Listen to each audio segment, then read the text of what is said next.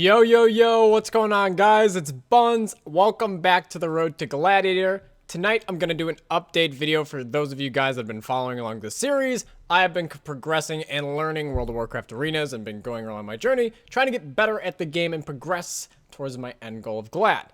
Tonight, I thought I would do an update video. I just ended doing a 5-hour stream today. I played a lot of games today on my Rogue.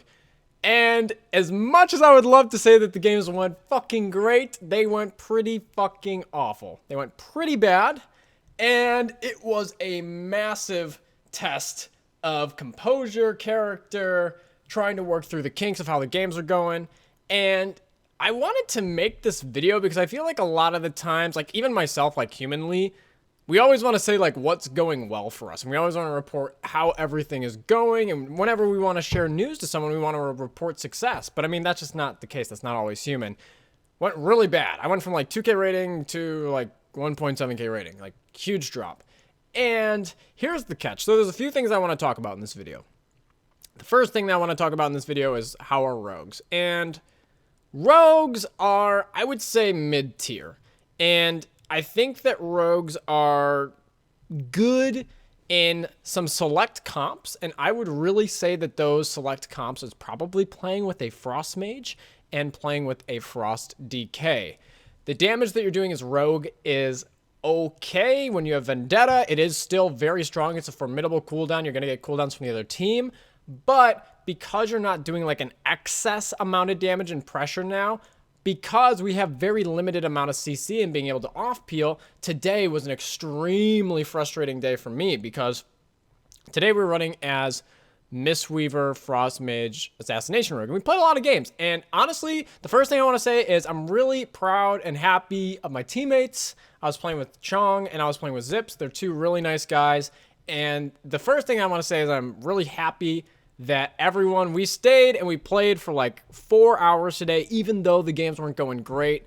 We ended up catching up a little bit at the end from where we had fallen, but we stayed, we played the games, and it was enjoyable to be able to, have people to hang around and didn't feel like, after you take a few losses that people are going to ditch and, we're shitty people and wanted to leave. So first and foremost, I just want to say thanks to those guys for hanging around because it was enjoyable to be able to get a lot of games in and feel our synergy. Now, the biggest things that I noticed is, now talking about Assassination Rogue still too, so we're not doing a ton of damage right anymore, and yes, our class took some huge agility nerfs, but we also took some stamina nerfs. Now the catch is that usually when I'm playing with a mage, I'm usually not the target, it's usually the mage, so the stamina thing doesn't really affect me most of the time, unless I get swaftied from Windwalker, DK, Death Burst with no trinket, something like that, but for the most part, I think there was only 2 games today out of 4 hours of playing where I just got 100 to 0'd. So the stamina nerf, it does hurt. There were some situations where it did hurt me, but it wasn't the end of the world, especially playing with a mage. I feel like the mage is always going to be the target. So where I did notice us hurting was when we were playing the game, and if my mage was having trouble and he didn't have any CC for myself, it felt so bad, man. I felt so helpless on Assassination. I felt so helpless. If I don't have Kidney for the main target, and if I've already used Vanish to double stun and take people off of my mage to give them a little bit of downtime, oh my god, it's a nightmare, man, and you just feel so stressed out. As you guys can probably tell, I literally just got done fucking queuing today, and my mind is about to fucking explode, man. You just sit there and you're like, oh my god, dude, I cannot peel for you. It's physically not available in my toolkit, so what I was trying to do during our games is, I was trying to be okay, well, I can't really control what I'm doing, but I can help out and communicate to my team. What are we doing here? Can we move them? So a lot of the time, when they're training my mage, right? Let's talk about positioning here for a second. When they're targeting my mage for the most part, and probably 80% of the games they're on my mage, we can completely control where the positioning is of the match if we're playing against double melee teams, which for the most part we were playing against double melee or mage melee for the majority of the games that we played today. So let's just say at the very end of the day that my mage doesn't even hit a single button, right? We can still okay, he needs to use blink, but let's say he doesn't use anything but blink. We can still completely control where the enemy team is fighting us, which does have a really big impact, right? So let's say you're playing a healer double melee team like Turbo, right? Or you're playing Walking Dead. And it's fine if we get the opener on them at their pillar, if we're getting cooldowns, that's great. But then after that, we want to pull them out into the middle, right? So if you're on Tolvaron, if you're on Nagrand, this is a lot easier, right? You're on these big maps, you can pull them out, pull them across. Not only does it put the melee DPS in a spot where it's easier to kill them and they're more susceptible, it also pulls their healer out into an easier spot for us to follow up CCs and be able to blink in, get sheeps, follow up off of that, so it puts us in a better position, rather than sitting on the pillar, us hitting our head into the wall on the pillar and giving the healer free line of sight while we're not doing as much damage because there's a line of sight. So there were some things I was able to help, try to contribute, and do the best I could to communicate. Well, okay, let's move out of here. Let's get into ourselves into a better situation, into the higher ground, as I'm going to put it, right? You want to, if you have to take the David versus Goliath battle and you're playing like an underpowered comp, like you want to make them play where your comp's going to have the most success. So for us, out in the open, obviously.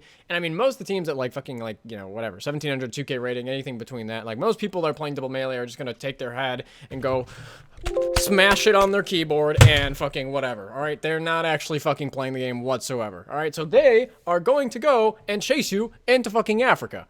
Then now, they're in your playground, right? The melee are out in the middle of the fucking game.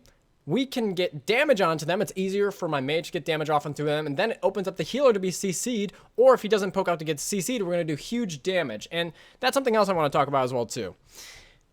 When you have...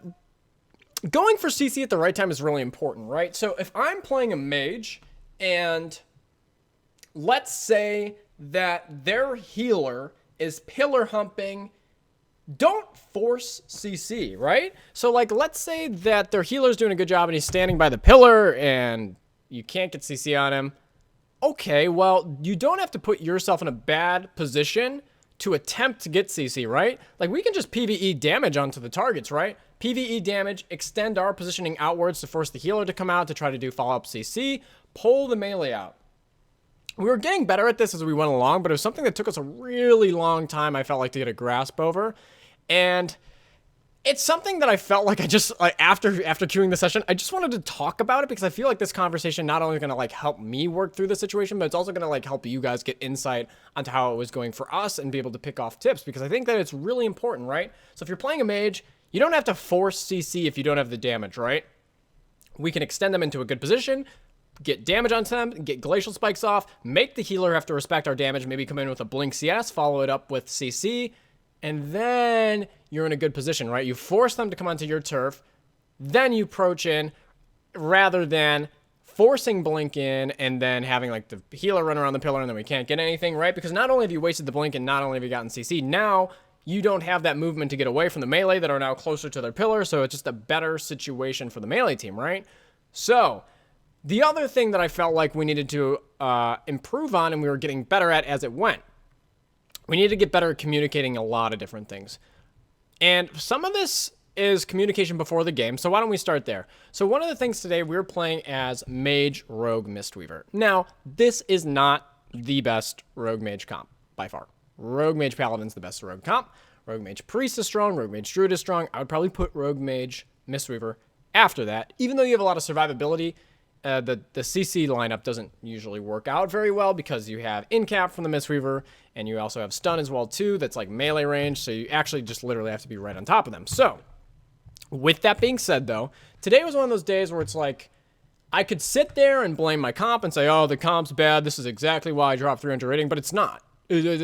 That's not why that happened today. We had a lot of opportunities in games that were like 50-50, and one of those things is being able to have like a game plan going into the arena for what your CC lineup's going to be. So, some situations that happened in the game before I give you like a preset on it.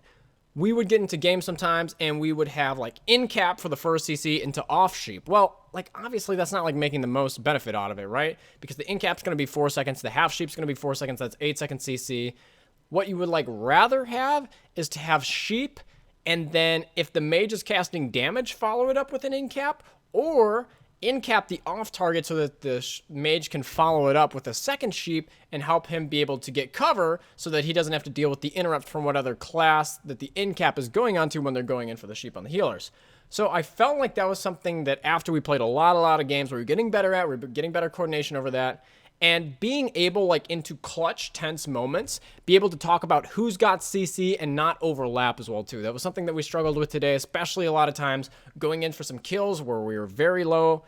We had someone very low on health, but we had blown through a ton of our overall cooldowns. I felt like there were probably 10 games today where that happened, and I would say 70-30 we missed the kill in games that could have been had we have, do a better job at communicating how we want to do it ahead of time. Now, this is not talking about like ahead of time before the match, right? Because games are dynamic and spontaneous and random shit happens. This is like being able to communicate during the game. So it's saying things preemptively. So if I'm the healer and I'm caught up on healing, right? But I have an opportunity to be like, hey, team, like I can push in for CC. I want to go hodge the DPS. Or hey, I'm going to clone this guy. Hey, I'm going to incap this guy. Saying it a little bit preemptively so your teammates know what you're doing and then you go up and do it.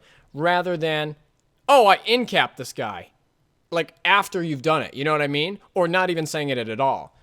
So being able to be fluid about it and talk about your game plan a little bit before you're going to do it, it's going to let your teammates know what you're doing and help them follow up plays to give you guys a better situation to win. So I felt like that was something that pretty much the entire time we were playing, I think it was very inconsistent for us. Like I felt like today, sometimes we'd have really good games where everything would line up well, and then like the next game after, like we just overlap, sheep stun or something like that onto a target. It was really, really frustrating. It didn't feel like we really hit that point where we were getting consistent.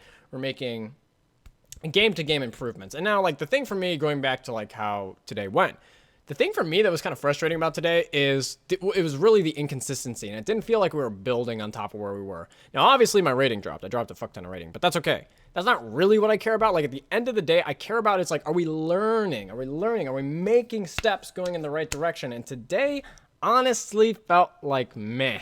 Not really. So, I thought I would come out here and talk about my opinion on it.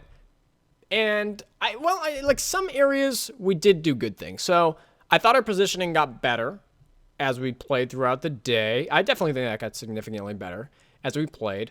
I think one thing that we're going to have to get better at as well, too, I was talking with my healer as well after the games. And once again, really enjoyed playing with both these guys. They're good friends of mine.